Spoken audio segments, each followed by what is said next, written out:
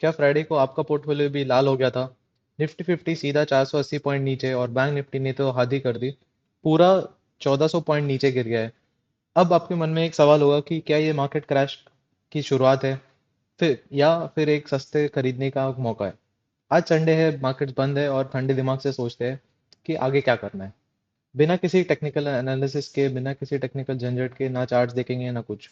Hello, I am Anmol Bapat and welcome to Well Capital, where I give you institutional insights without the jargon। तो पहले market क्यों क्यों गिरा? तो मार्केट जो गिरता है जब, तो ऐसे ही नहीं गिरता, उसके तीन रीजंस है अभी इस टाइम।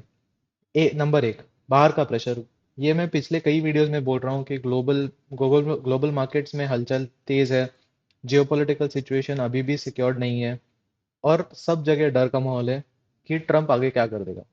नंबर टू, एफआईआईस की सेलिंग अभी भी चल रही है। डीआईएस कितना भी बाय कर ले, एफआईआईस की सेलिंग को काउंटर नहीं कर सकता। इस इसलिए अभी मार्केट इतना गिर रहा है। और जो बड़े इन्वेस्टर्स हैं वो दबा के माल बेचते हैं। वो ऐसे नहीं कि 100-200 शेयर्स बेचते, वो लाखों में शेयर्स बेचते हैं। जब बड़े लोग एग्जिट करते हैं तो क्या होता है, हमारे जैसे रिटेल इन्वेस्टर्स पे प्रेशर आता है और उस वजह से हमारे जैसे लोग भी बेचना चालू कर देते हैं, उससे प्रेशर और बढ़ता है सेलिंग का। Number three, India VIX. India VIX मतलब क्या है? Volatility index.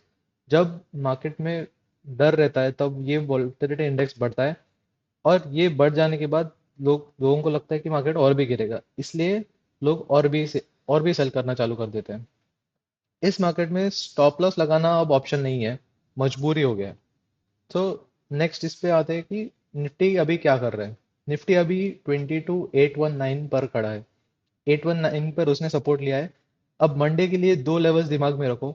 पहला कि उसका सपोर्ट जो है वो 22,650 पे है, 22,650 टू 22,800। एक ऐसी जगह है जहाँ पे मार्केट थोड़ा संभल सकता है और यहाँ पे थोड़ा सेटल हो सकता है बिफोर गोइंग अप और डाउन।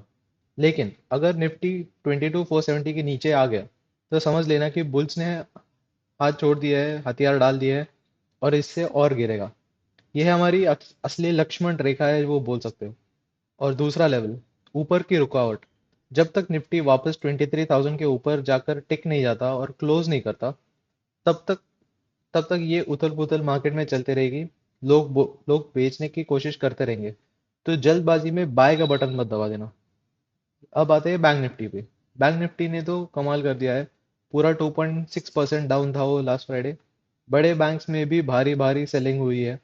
और इसमें अगर लेवल्स की बात करूँ तो नज़र रखो 52,000 लेवल पे, ये राउंड फिगर है और एक साइकोलॉजिकल सपोर्ट भी है। अगर ये टूटा तो बैंक निफ्टी सीधा 51,000 की तरफ फिसलना चालू कर देगा। याद रखना, जब मार्केट इतना गिरता है तो थोड़ा ऊपर जरूर आता है, जिसे हम डेड कैट बाउंस कहते हैं। इसका मतलब ये नहीं कि मार्केट रिकवर हो गया है। ये सिर्फ फंसाने की चाल है। जो इंस्टीट्यूशंस है वो रिटेलर को फंसाते हैं ऐसे। तो आपका इस मार्केट में क्या माइंडसेट होना चाहिए और आपको क्या करना है? स्ट्रैटेजी सिंपल है, सेल ऑन राइज। जब तक मार्केट कंफर्म ना करे, हर ऊपर की रैली पर शॉर्ट करने का मौका ढूंढो। अगली अगली बात, पोजीशन साइज। अगर अगर पहले आप 100 शेयर लेते हो तो अब सिर्फ 25 लो, यानी कि 1/4। वॉलेटिलिटी में कैपिटल बचाना है, यही असली प्रॉफिट है। और प्रोसेस पर फोकस करो, प्रॉफिट और लॉस पे नहीं। भगवत गीता में भी यही कहा है, कर्म करो, फल की चिंता मत करो। अगर सेटअप बोल रहा है एग्जिट करो तो एग्जिट कर दो। जिद मत पकड़ो कि मार्केट वापस आ जाएगा ऊपर, या तुम्हारे तुम्हारे तुमने जहाँ ट्रेड लिया है उस साइड में। अब बात करते हैं उनकी जो लंबे टाइम के लिए इन्वेस्टेड है। देखो, ट्रेडर्स के लिए तो सेल ऑन राइज लेके है, ठीक है। लेकिन इन्वेस्टर्स के लिए ये डर का नहीं, डिसिप्लिन का टाइम है। अगर आपने क्वालिटी स्टॉक्स होल्ड किए हैं तो ये तीन बातें याद रखो। Number one, don't panic sell. जब बाजार 2% गिरता है तो व्हाट्सएप ग्रुप्स में रिसेशन की बातें शुरू हो जाती है।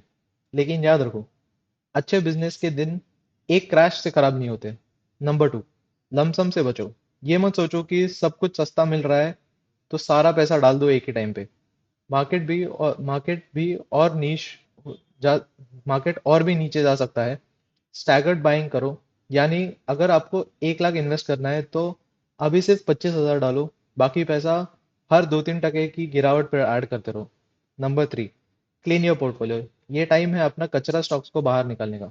अगर कोई ऐसे स्टॉक्स है जो सिर्फ बुल मार्केट में भाग रहे हैं लेकिन उनका फंडामेंटल वीक है, तो उनसे एग्जिट उनको उनको एग्जिट कर दो और वो पैसा ब्लू चिप या फिर क्वालिटी मिड कैप्स में शिफ्ट कर दो।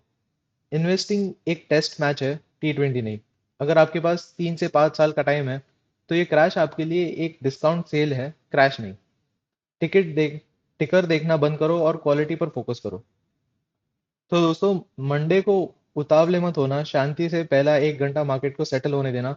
आपको क्या लगता है, निफ्टी 22 500 के यहाँ बाउंस मारेगा या हम और नीचे जाएंगे? कमेंट में आपकी राय ज़रूर बताना। अगर ये एनालिसिस आपको पसंद आए तो सब्सक्राइब करो और अपने ट्रेडर दोस्तों के साथ ये शेयर करो। Thank you for watching well capital. I am Anmol Bapat and I will see you in the next one. Trade wisely.